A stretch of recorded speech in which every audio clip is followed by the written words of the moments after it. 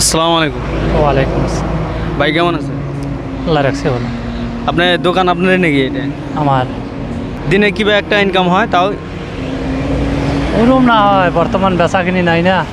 তাও ধরেন একটা 1200-1300, কত হয়? 1200-1300, 1200-1300। 2000ও হয়, 1500 হয়, এর কোনো ঠিক নেই আর কি। ঠিক নেই, যেহেতু ব্যবসা এটা, ব্যবসার মধ্যে বরকত আছে, আল্লাহ নবী কয়ে গেছে। তো আলহামদুলিল্লাহ খুব ভালো লাগছে আপনি যে ব্যবসা করতেছেন। ইসলামের দৃষ্টিতে গীবত গাওয়া কি?